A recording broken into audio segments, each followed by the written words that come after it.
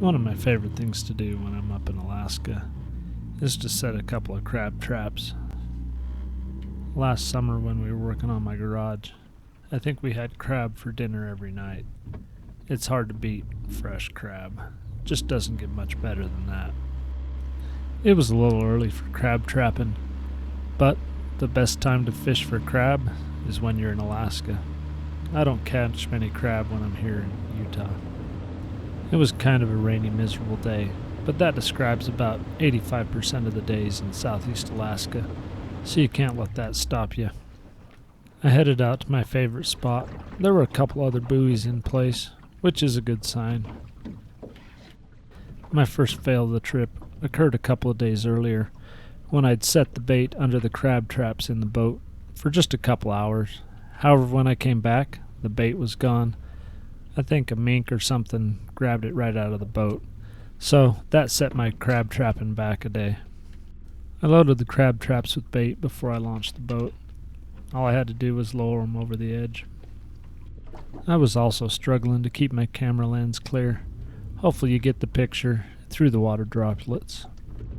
I got the first crab pot set, and then the second. It was time to head back. It had actually gone way smoother than I had anticipated.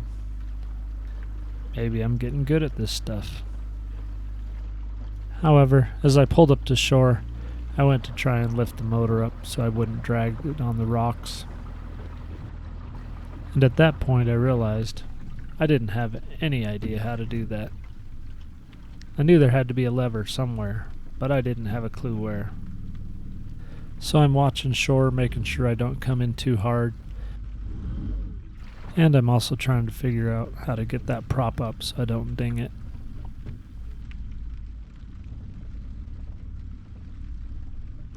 I actually made one of my best landings. It was just a sweet kiss right up to the beach.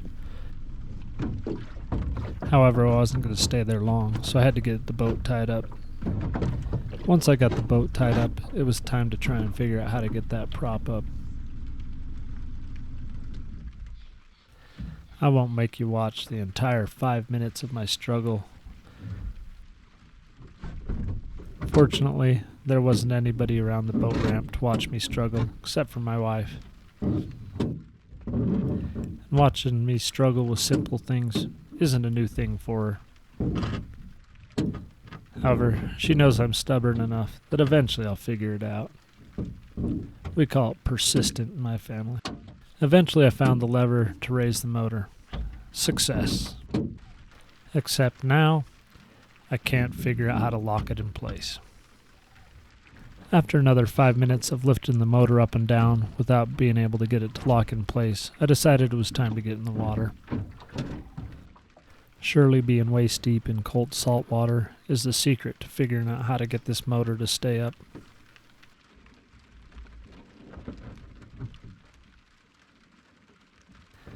I wouldn't say I was any more successful in the water than I was out of it.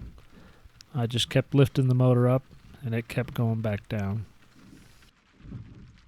However, after lifting it up and down for what seemed like 30 times, miraculously, it stayed in place. I had no clue what I did to get it to stay in place, but success? Once I got the boat on land, I figured out you had to lower the motor till it clicked once, then lift up, and then put it back down. That's the secret combo. 24 hours later, I was ready to check the crab traps. The weather was nice, but I was soaked because I'd taken a swim fishing earlier that day. But I figured some hot, buttery crab for dinner would be a good cure. I actually managed to grab the buoy on the first try. That doesn't always happen to me. Eventually, I got it pulled up. And nothing. Good thing there's another trap. Again, perfect grab. And again, nothing. Looks like there's no crab for dinner. I'm definitely not winning today. However, it always amazes me how I can struggle and be unsuccessful and still have a great time. I suppose the failures make success that much sweeter. However, whether I'm failing or succeeding, at least for a little while, I'm living the dream in Alaska.